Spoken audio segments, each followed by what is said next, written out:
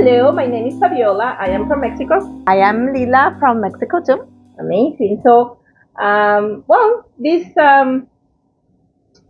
podcast that we're going to start working with, it'll be very organic, very Going with the flow. Yes. We don't even know how to edit the video. So, we're trying to address it to women over 40, over 50 here. Yeah. And really to show that at any age is possible. Oh, yeah. You just, as long as you probably learn the tips and tricks and you find your tribe, as they say. Exactly. That's probably the important And if part. this is your passion, it's just like second nature for you. Yeah. Right? So the podcast is a joint venture between Rhythm of the Spirit and El Arte de No Encajar, which is all completely in Spanish. With my partner. Yeah. Amazing. And the Rhythm of the Spirit it will have similar content in Spanish and in English. So we can address and, work with all of our tribes as well. Yeah. And today really is going to be just to introduce ourselves so you get to know us. And yeah, we'll take it from there. We'll try to be posting about every 2 weeks. Yeah. But again, as we said, it's very going with the flow. Nothing set in stone. Exactly. At this age, honestly, the least that I want to do is get stressed. Yeah, we want to be always in the Zen mode as much as we can, as much as it is possible. Exactly. Yeah. So, do you want to start? Do you want me? Sure, I can start. So, how did I get into traveling? Okay, so first of all, my father was the type of traveler explorer. He traveled, I think, to Europe, Africa, South America, and he finally settled down in Mexico. He really liked Mexico. He even lived, I think, about half a year with the Indian Lacandons, the last Mayan people in what was this? Chiapas, I think it was. Yeah, and so he was always talking about his travels. I always were looking at his pictures. And then we did this big trip. We were living in Canada at the time when I was around 3 to 7 years old, because he's Canadian. My mother is. Oh, so you lived here 14 years? No, I lived here we came to Canada when I was 3 and left when I was 7. Oh, 7. Sorry. Yes, 7. So, yeah, and he met my mom in Mexico and fell in love, and they got married. And so he wanted her to learn English, so that's why we came to Canada. And then when it was time to go back to Mexico, we did this long trip in a little camper van that he bought. And we traveled from Victoria, BC, all the way to Guadalajara, my hometown, Guadalajara, Mexico. And it was a great adventure. Any idea how long that took? I don't remember, but maybe around 2 weeks. Wow. Yeah, because we were stopping, going to national parks and towns and meeting people along the way, because it seems like they knew a lot of people from nice. I don't know, other places. And was that only you, or you had another sibling? Oh, I have a younger brother, and he was a baby. He was, I don't know, maybe 1 year old. There was 4 people in the camper. Exactly. And was it one of those that it's only kind of inclusive? I don't know what it's called. Or was it a carpooling? No, it was all included in one. It was one of those like old Volkswagen vans, or what do you call them? Yeah. And it had its own little bed and little kitchenette, and I don't remember if it had a bathroom or not. Can't remember that part, but it was so much fun. And so, yeah, I think that's where I get all my wanderlust, that I just want to go see the world. And I think that's my style of traveling, the van life, the van life. What about you? Well, no, for me, I think while I was growing up, we did a couple of internal trips. Mm-hmm. I do remember 2 mainly. One to Acapulco. I think that's the first time I took a plane. Mm-hmm. And on the way back in the airport, it was Humberto Zurita and his wife. Oh, I can remember.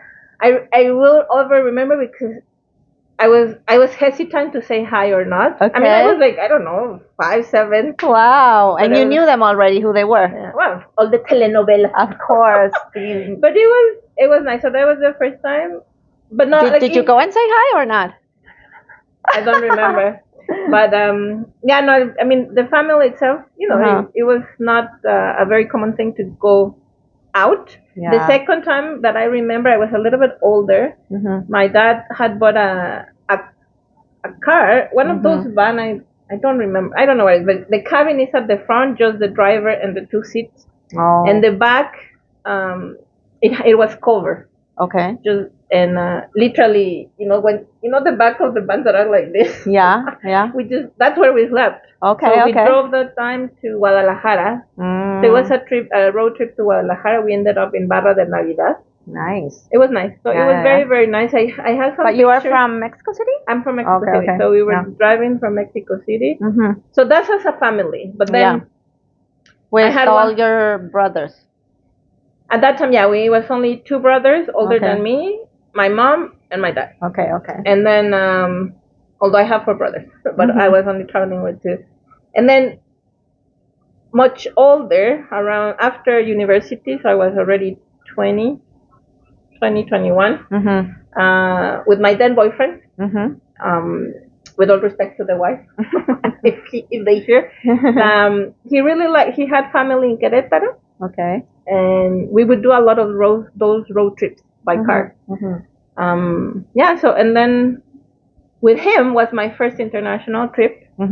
I have no idea. I never asked. Obviously, you don't know what you don't know. We ended up. That's how we did the backpacking. Oh. So one of his colleagues at work, I think was his boss. His wife used to work in Aeromexico. Okay. So they got the standby ticket. Like I discount? remember that they were very cheap. Then so I don't know if it was him or somebody in his family who suggested to do the hostel. Oh, okay. And that's how we started that. We spent a month and a half in Europe. Oh, we nice. visited a lot of countries. Okay. We did the Aeropass. We bought, I think, like 15 days of train. And at the end, we had two left. Okay. But that was like the first experience. And when next I came to Canada, 2003. Okay. And really, I have been doing those trips like that ever since. That's so nice. It was very. So what would you say is your style of traveling? The cheapest the better. The cheapest the better. The cheapest. It's not so much. It's I think it's also that part of the Mexican culture where you know how to use your money. Like you have to learn how to use your money properly and not waste it. Exactly. And stretch it and I think it's part of that, and it's part of like I found doing backpacking that I know I meet more people. It's more relaxed. Yeah. You end up connected with people that you have something in common, and then you learn so much of them, right? Exactly. Like, it's so exciting. Sometimes actually with friends, right? Like they cannot understand why I travel like that. Or even I have done couch surfing, which if you guys don't know what that is, couch surfing is like Airbnb for free. But it's not about being free. It's about you receive people that are coming. To me, it's a cultural exchange. Yes, of course. Right? But if you're not in that state, people are afraid of it. Like, how do you let inside your house somebody that you don't know? I'm like, what are they going to steal? The radio? If they are traveling, the least that you want is to carry stuff. Exactly. But again, it's not for everybody.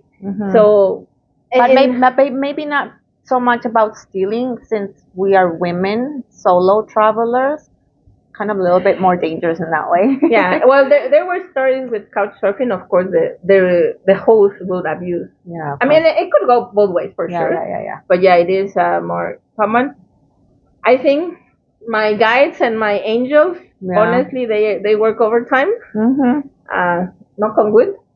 Nothing has ever happened, and that's actually something too, right? Like I'm not somebody who worries.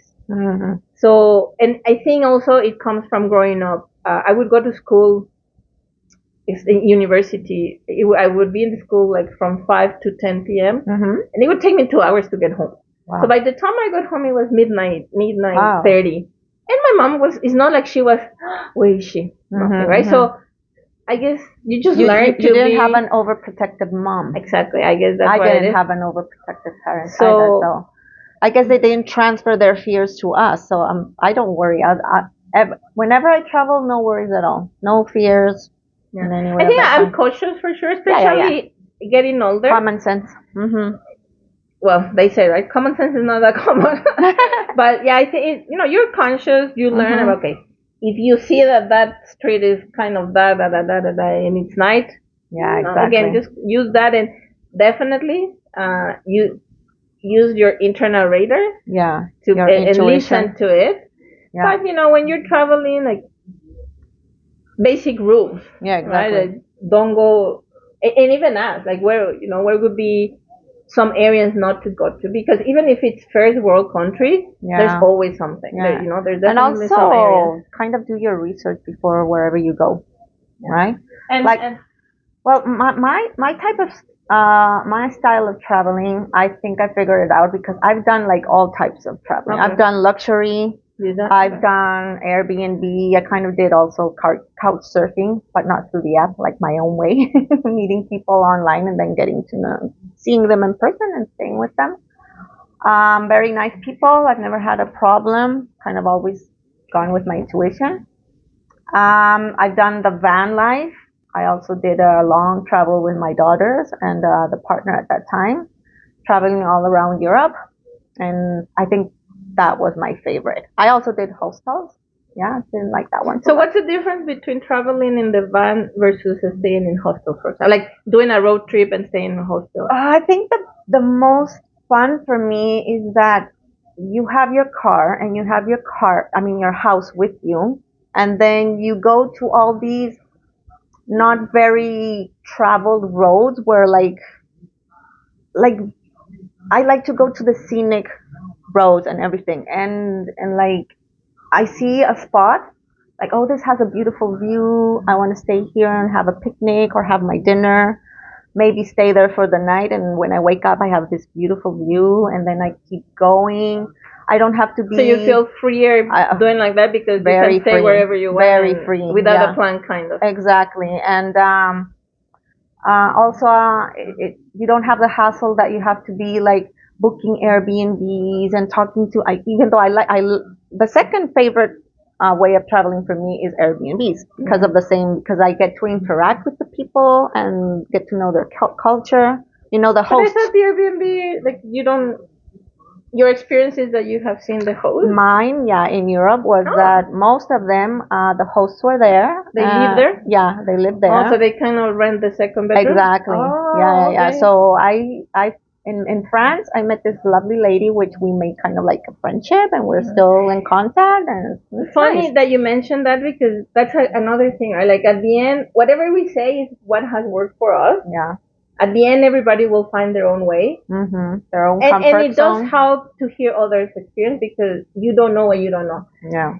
It comes to that, right? Yeah, exactly. I have never I haven't done Airbnb much, Okay. but every time that I have, it's like the house is alone or the apartment is alone. Oh, I see. So to me, and even when I have searched, it's always like it's on its own. Yeah, yeah, yeah. Right? So I had never had that. Okay. Now in Europe, most interesting. of them has been with the people there, and I've made nice friendships and good cultural interactions, and it's been very nice. Okay. Yeah, so that would be my second favorite style of traveling. But the favorite is the van life for me. And I have a question on that, because in my recent trip, which I'll talk in a little bit, that I was in New Zealand, even though I was not in a van, but I was driving, and I was in the car, and I slept literally whatever I could. Yeah. In the car? Oh. But it was a small car, so I was like, yeah, I can imagine. And I'm tall, so I'm like, so how was that experience? The best part of it, like, the view here, like, it was higher than the part that it was uncomfortable, because out of 18 days, only 3 I slept in the car. Okay. Also because it was getting colder, so it was a bit hard to be there, and I didn't have covers or anything. But the first night that I stayed, it was full moon. Oh my goodness, I could see it there all night. The second night. And in New Zealand. Well, no, the second night was literally on the street of a little town, so that wasn't nothing bigger.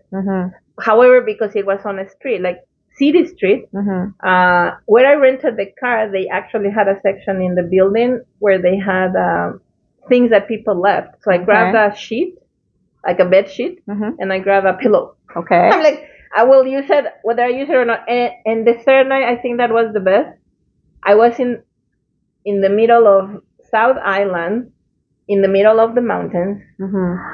The sky, holy moly, like so starry. It was amazing. I'm like, just by being here. Plus, it was like a little moon, and then in the morning, like the sunrise was amazing because I didn't know. Like here in Canada, we have literally the sun on one side and the moon on the other, right? Like you kind of have it 180 degrees separate.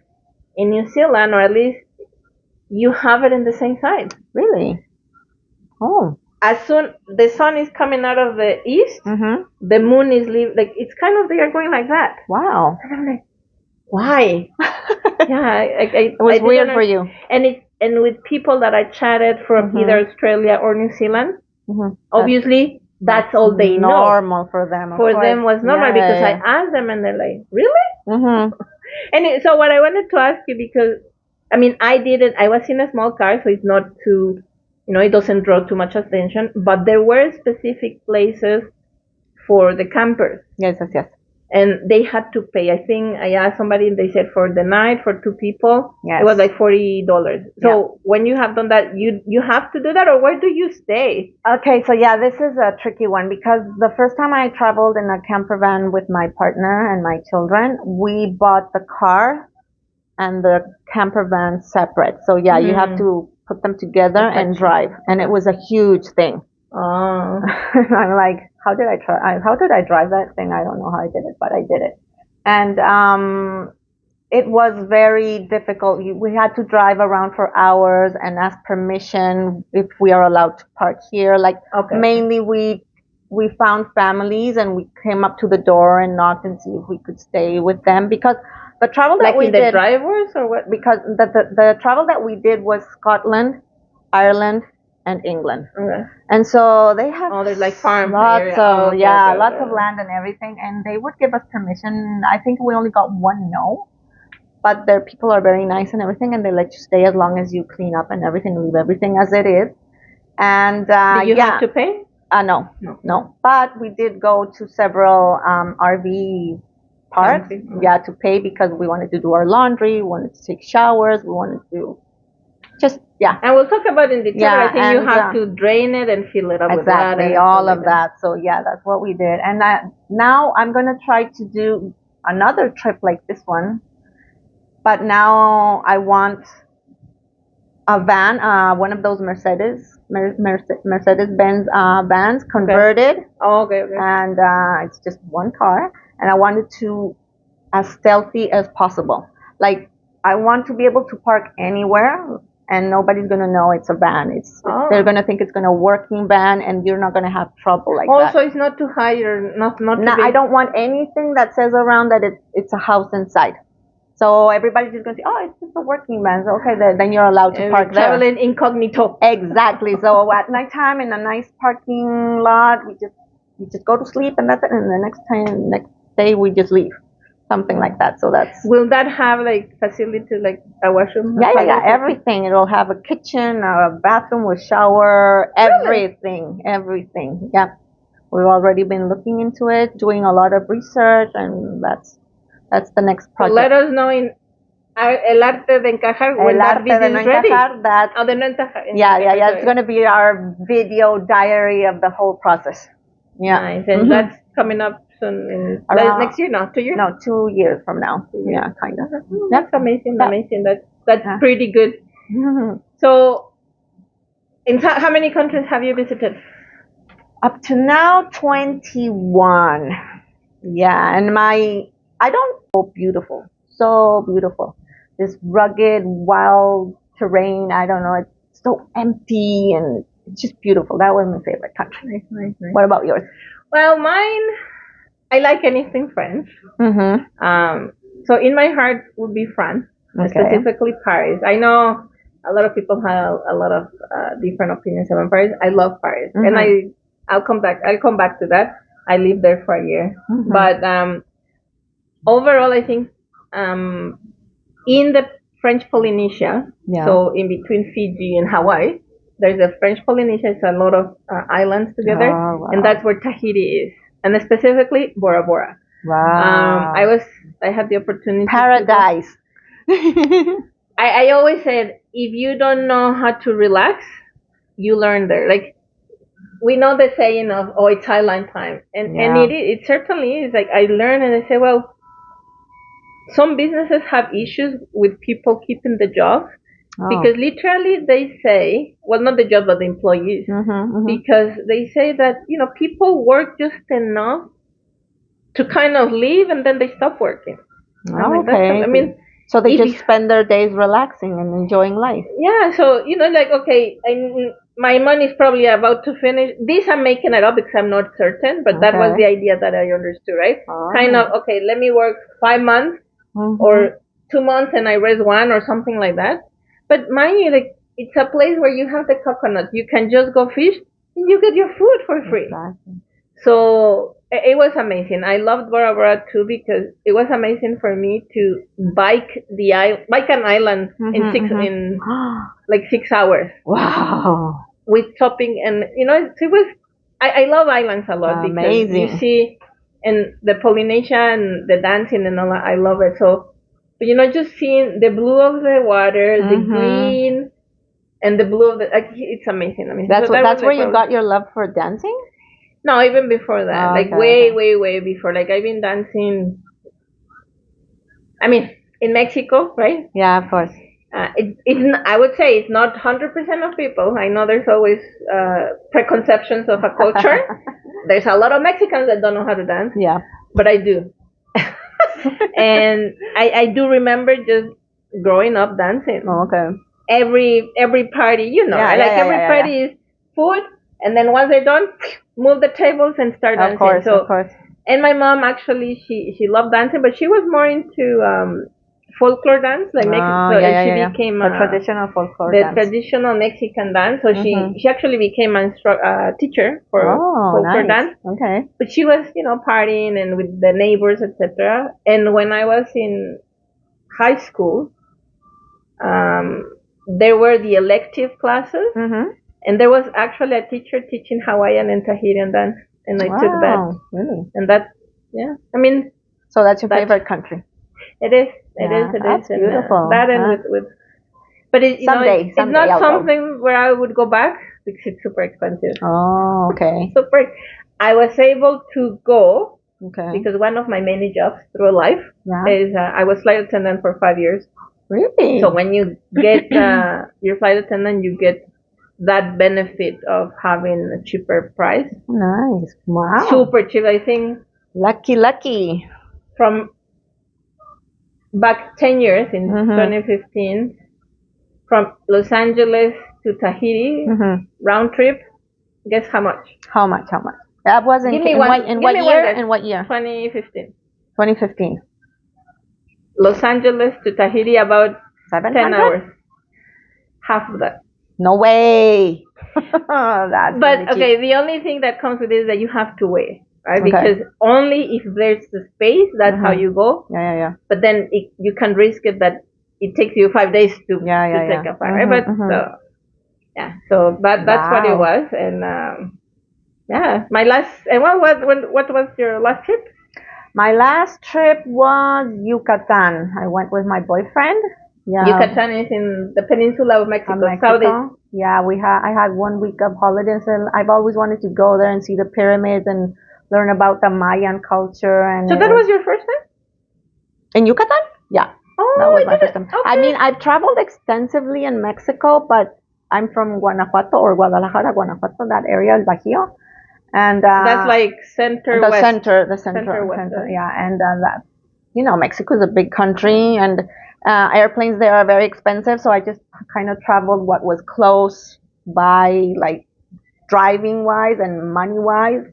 So yeah, so the south of Mexico, I went to Chiapas once, but mainly in the center of Mexico. So yeah, my last trip was in Yucatan. It was amazing. I loved it. What about yours? Well, I just wanted to say something on that, right? Because all of America, well, for us in Mexico, it's all America. America for us is not U.S. For us, America is the continent. Yes, exactly. Right? So I guess all of America, it's very big countries. So Yeah, yeah, yeah. because my first experience was in Europe, the very first time when I had not enough, but I said, okay, let me move to another continent. The very first time that I traveled to South America, I tried to do the same thing as I travel in Europe, which was like, oh, in 2 weeks I can see two countries.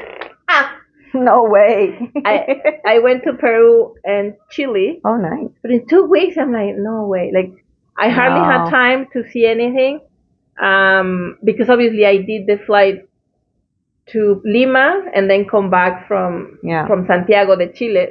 So I had to move anyway, but a bus that I took was 25 hours. Oh. So after that, I'm like, On this side, the countries on this side of the world and on this continent, they're big. it's super big. Like, So yeah. and just like you said, right? Like even from Mexico, yeah, from one place, even if you go road, is at least 12 hours, 13 Exactly. hours to go Yeah, anywhere. yeah, yeah. So it has to be the flight for sure.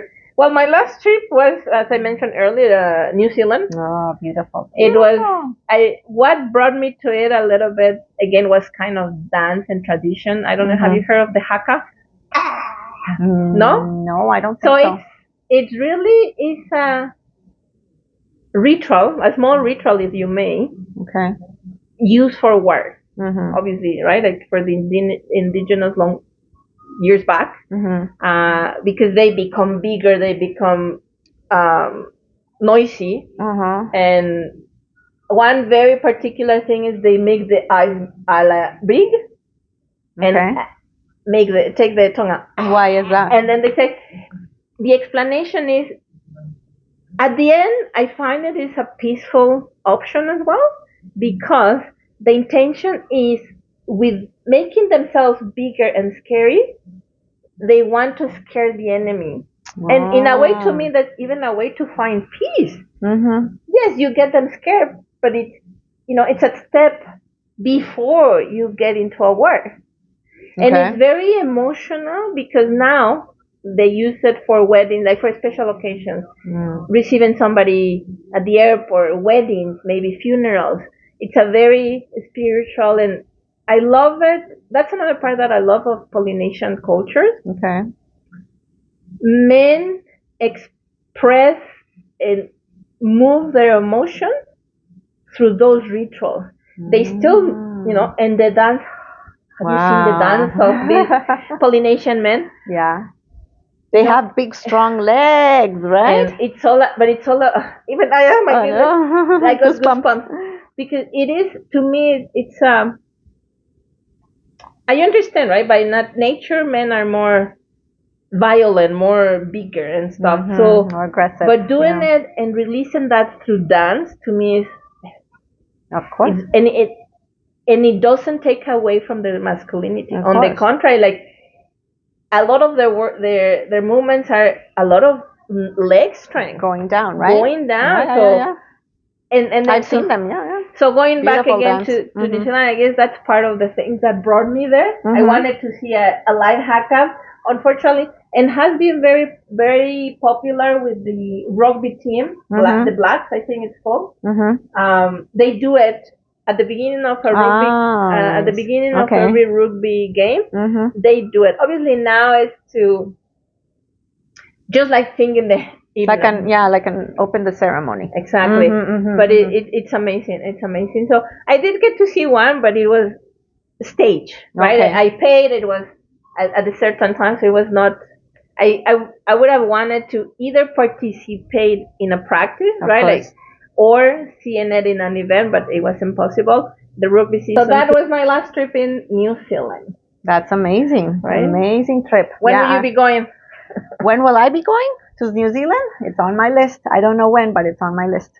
Yeah. Well, so talking about the list, what would be your next traveling goal? My next traveling goal, as I mentioned before, is another van life travel. It will be indefinite. I don't know for how long. Probably maybe a year. We're going to try to save money for 1 year and see if we can stay for more. But yeah, the van life. And so, in that regard, so last time that you did it, how long were you traveling? I was in the van. It was around 3 months. And okay. So this would be like 12, and then we switched to just we sold the camper and or caravan, I think they call them in Europe. And we sold it, and then we just kept on with our car and Airbnb. So just to experience a different way of traveling. So maybe it's either if you feel, after some time, if it's going to be, maybe you're like, okay, I can only do 3 months or 6 months, but we not don't 12. know. We don't know. Or it could be like forever. My house. I don't know. It's just going with the flow. From now until then, there's still about 2 year and a half, 2 years. So what's your next country? My next country would be Thailand. That would be in January. Yeah, okay. I have to do Asia now, so you have to switch some continents. Exactly. Try something different. Well, for me, I have a couple, and that's the thing is, I mean, I'm a white collar by day, meaning I work in the office, so I only have limited time, and it's not as this time in New Zealand. I took 3 weeks, but it's not typical, so I'm not sure if I'll be able to do that. I think 3 going that far now. I mean, it takes you 2 days, 1 day to get there, or even day and a half, and then come back. Yeah, so, of course. But it's the same. I think I've done Asia, but I mean, I've done China, Turkey, which is half Asia, half Europe. But now it's either South Asia, any of the countries. So. Well, then I have done Asia if I went to Turkey. Yeah. Okay. Kind of, yeah, because half of it is Asia. But yeah, it will be either any of the South Asia. Thailand, Vietnam, or whichever. Unfortunately, we don't have the same time. Otherwise, we could go together. Yeah, exactly. Or Japan. Oh, Japan, yeah. That's on my list too. Yeah. However, I might want to. My mom is getting, she's getting older, so she wants to go to Europe. Okay. And although I've been, I have never. Only once I repeated places. Oh, okay. I try not to. Me too. I prefer not to. I always a new one. But for my mom, I will want to do it at least next year. So probably in the summer, somewhere in May, between May and June, that might be the next one. But the list is endless. I did the other day. I did the list, and I have like 130 countries left. I also repeated 2 countries. Which one? That was Italy, because my girls wanted to go to Italy, so we did Italy. What was the other country? Can't remember right now. Well, that's the thing, right? Even if you visit at the end. Oh, Portugal. You really don't visit it all. You need a couple of months to do it. That's why also I like to live in Europe. I find the vision there about life-work balance is better than in North America. Because I mean, to start with, they have 4 weeks. Exactly. And I know for sure in France. I don't know if in other countries. At least most. You are so if you have a job, you're able to take it has a special name. I forgot. But you can take a year off from work. We had technical difficulties again. Thank you for watching, and look out for our future podcasts, Rhythm of Spirit and El Arte de No Encajar. Thank you.